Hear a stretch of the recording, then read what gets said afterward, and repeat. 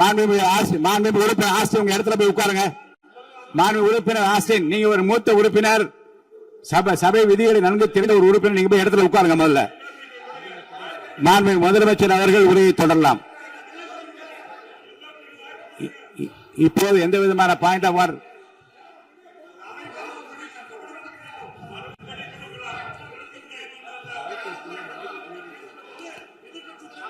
நான் வாய்ப்பு இல்லை என்று சொன்னால் நீ எழுந்து நிற்பதிலே நியாயம் இருக்கிறது. உட்காருங்க. வாய்ப்பு உறுதியாக எதிர்க்கட்சி தலைவருக்கு பாயிண்ட் ஆஃப் ஆர்டர் மட்டுமல்ல, உட்கார்ந்து அவர் பேசிய பேச்சுக்களை என்னென்ன இருங்க, என்ன என்ன என்ன என்ன என்ன உங்களுக்கு சந்தேகம் இருக்கிறதோ, வினாக்கள் இருக்கிறதோ அதை நீங்க கேட்கலாம். அவர் பதில் சொல்வதற்கு தயாராக இருக்கிறார். பேசி முடிக்கின்ற வரை அமைதி காக்கும்படி உங்களை நான் கேட்டுக்கொள்கிறேன்.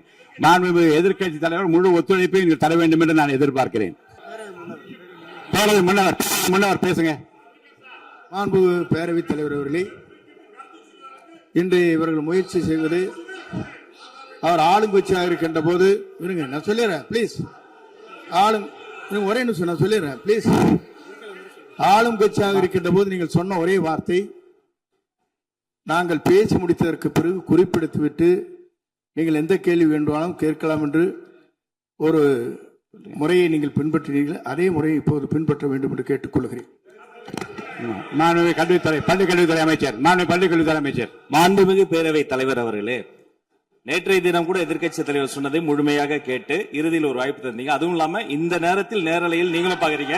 அங்கிருந்து உரிமையில் விழித்து இந்த பக்கம் இருக்க உறுப்பினர்களை பார்த்து அப்படின்னு உரிமையில் விழிப்பதை உங்கள் மூலமாக கண்டிக்கிறேன். அந்த வார்த்தையை அவை குறிப்பிலிருந்து நீக்கணும். கண்ணியம் காத்து முதல்வர் முழுமையாக பேசுவதை காத்து, கண்ணியம் காத்து, இந்த சபைக்கு ஒரு மரபு இருக்கிறது, அதை மூத்த உறுப்பினர்கள் பின்பற்றபடி உங்கள் மூலமாக கேட்டுக்கொள்கிறேன். மாண்புமிகு முதலமைச்சர் அவர்கள் உரையை தொடரலாம். நான் தரேன். நான் உறுதியாக மாண்புமிகு முதலமைச்சர் அவர்கள் பேசி முடித்தவுடன் எதிர்க்கட்சி தலைவருக்கு அந்த வாய்ப்பு தரப்படும் என்பதை உறுதியாக சொல்லிவிட்டேன். இடையிலே குறுக்கீடு செய்யாமல் அந்த பேச்சு முழுமையாக பேசி முடிக்க நீங்கள் அனுமதி வழங்க வேண்டும் என்று கேட்டுக்கொள்கிறேன். அமைதியா உட்காருங்க. அவங்க பேசி முடிக்கட்டும், நீங்க கேளுங்க. நான் என்ன சொல்றேன், கேட்கிற உரிமையும் விளக்கத்தை கேட்டு பெற உரிமையும் உங்களுக்கு இருக்கிறது. ஆனா இடையிலே குறுக்கீடு செய்யாமல் அதை முடிக்கும்படி நான் கேட்டுக்கொள்கிறேன். மாண்புமிகு முதலமைச்சர் அவர்கள் தொடர்ந்து நீங்க பேசலாம்.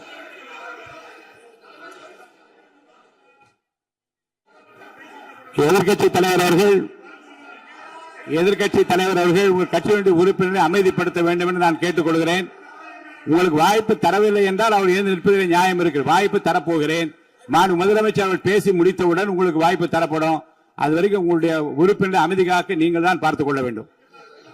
மாண்புமிகு அவை முன்னவர்.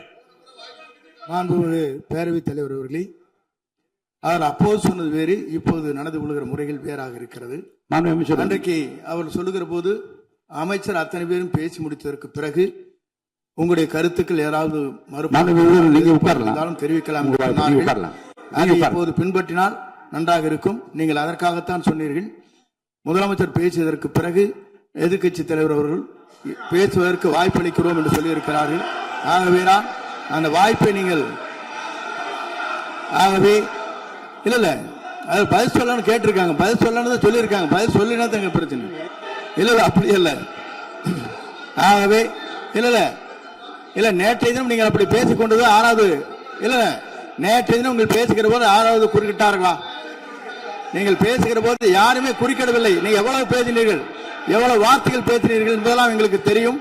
யாருமே அதில் குறுக்கிடவில்லை. இது முதலமைச்சர், எங்கள் முதலமைச்சர் எதிர்க்கட்சி தலைவர் பேசுகிறவர் யாரும் குறுக்கிட வேண்டாம் என்று சொன்னார்கள். அதை நாங்கள் பின்பற்றினோம். ஆனால் இன்றைக்கு நீங்கள் பின்பற்றவில்லை என்பதால் வேதனையாக இருக்கிறார். முன்னவர் நேற்று எதிர்க்கட்சி தலைவர் பேசுகிற போது அடுக்கடுக்காக குற்றச்சாட்டுல வைத்தார். இப்போ அதற்குரிய மாண்புமிகு பொதுப்பணித்துறை அமைச்சர்கள் காலையில் அலுவலகத்தை சந்தித்து அவர்கள் சாட்டிய குற்றச்சாட்டுகளுக்கெல்லாம் ஆதாரங்களை எல்லாம் நான் கொண்டு வந்திருக்கிறேன் என்று சொன்னேன். நான் நேற்று அந்த விஷயம் நேற்றோடு முடிந்து விட்டது. ஆதாரங்களை கொடுங்கள். தக்க நேரத்தில் இதை பற்றி சொல்ல வேண்டிய நேர்ந்தால் நான் இதெல்லாம் ஆய்வு செய்து உரிய நேரத்தில் அவை குறிப்பில் ஏற்றுவதற்கு முன்பாக அவரிடம் காட்டி அதற்கு பிறகு அதை பற்றி முடிவெடுக்கும் என்று நான் சொன்னேன். இப்போதும் சொல்லுகிறேன், மாண்பு முதலமைச்சர் அவர்கள் பேசிக் கொண்டிருக்கிறார், பேசி முடிக்கட்டும். எதிர்க்கட்சி தலைவருக்கு உறுதியாக நான் வாய்ப்பு தருவேன். அவர் கேள்விகளை முன்வைக்கலாம், விளக்கங்களை பெறலாம். இப்போதைக்கு பேரவைத் தலைவர் என்ற முறையில் என்னுடைய முடிவு இதுதான். அவையில் இருக்கக்கூடிய உறுப்பினர்கள் அமரும்படி நான் கேட்டுக்கொள்கிறேன். நான் முதலமைச்சர் அவர்கள் பேச வேண்டிய போ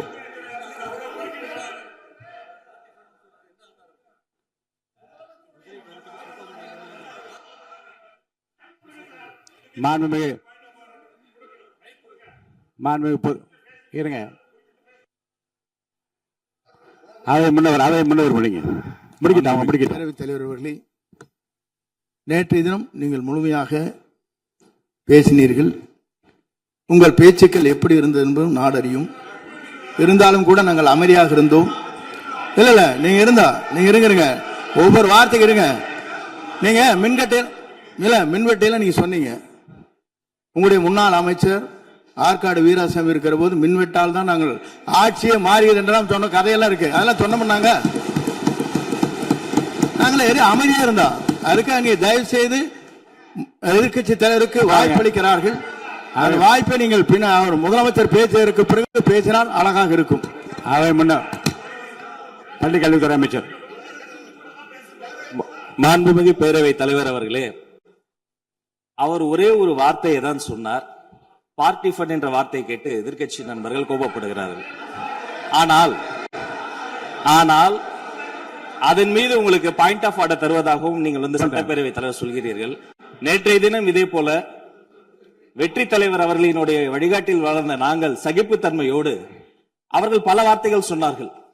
புதிதாக சோஃபா மாடல் என்றார்கள், குதிரை பேரம் என்றார்கள், எத்தனையோ வார்த்தைகள் சொன்ன போது சகிப்புத்தன்மையோடு அதை கேட்டு பொறுமையாக இருந்தோம். இவர்கள் குதிரை பேரம் எல்லாம் அவைக்குள் நீக்கப்பட்டு விட்டது. சரி, சோஃபா மாடல் என்று சொன்னார்கள். ஆதாரம் கேட்டு இப்படி எழுந்து நாங்கள் கொந்தளிக்காமல், ஒரு சட்டமன்றத்தில் ஒரு உறுப்பினர் எப்படி நடந்து கொள்ள வேண்டும் என்பதற்கு எடுத்துக்காட்டாக தமிழக வெற்றி கழகத்தின் உறுப்பினர்கள் நடந்து கொண்டார்கள்.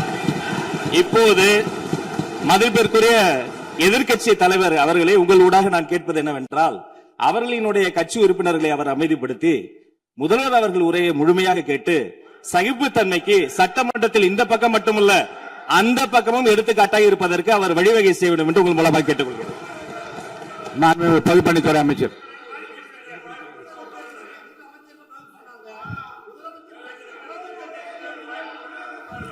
மாண்புமிகு பேரவைத் தலைவர் அவர்களே, திராவிட முன்னேற்ற கழகம் முதல் நாளில் இந்த சபையுடைய மரபையும் பாரம்பரியத்தை பற்றியும் நமக்கு வகுப்பெடுத்தார்கள். அந்த மரபுப்படி எங்களுடைய தலைவருடைய வழியில் இந்த சட்டசபையுடைய நிகழ்வுகளில் நாங்கள் கலந்து கொண்டிருக்கிறோம். நேற்று எதிர்க்கட்சி தலைவர் பேசும்பொழுது எவ்வளவோ வார்த்தைகள் உண்மைக்கு புறம்பாக, சட்டத்திற்கு எதிராக ஒரே நிமிஷம் பேசுறேன். சட்டத்திற்காக பேசும் பொழுது நாங்கள் அமைதியாக இருந்தோம். ஒரு 2-3 முறை தான் அவரு பேசும்போது மினிஸ்டர்கள் நின்னாங்க. ஆனா இன்னைக்கு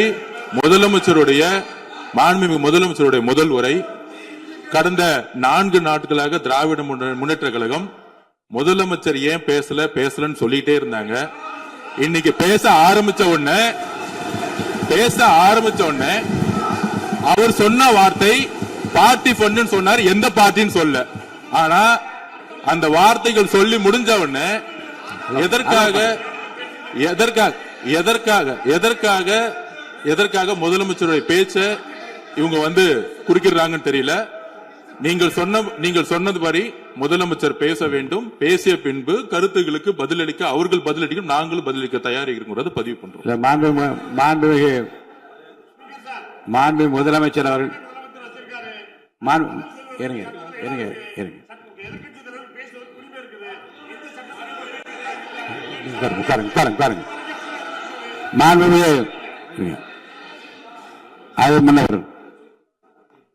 மரபு இருக்கிறது, எப்போது வேணும் பாயிண்ட் ஆஃப் ஆர்டர். இருந்தாலும் கூட நீங்க அந்த மரபை நீங்க கடைபிடித்தீங்களா உங்க ஆட்சியில?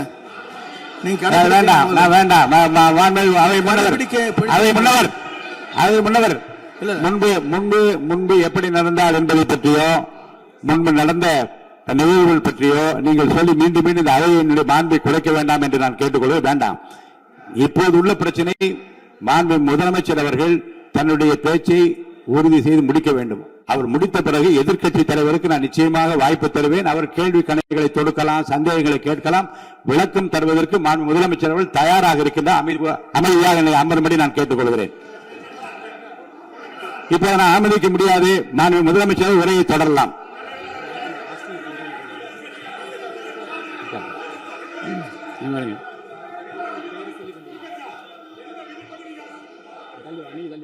மாண்பு உறுப்பினர் ஆஸ்டின் உங்க இடத்துல போய் உட்காருங்க. மாண்பு உறுப்பினர் ஆஸ்டின், நீங்க ஒரு மூத்த உறுப்பினர், சபை விதிகளை நன்கு தெரிந்த ஒரு உறுப்பினர், நீங்க போய் இடத்துல உட்காருங்க. முதல்ல மாண்பு முதலமைச்சர் அவர்கள் உரையை தொடரலாம். இப்போது எந்த விதமான பாயிண்ட் ஆஃப் ஆர்டர்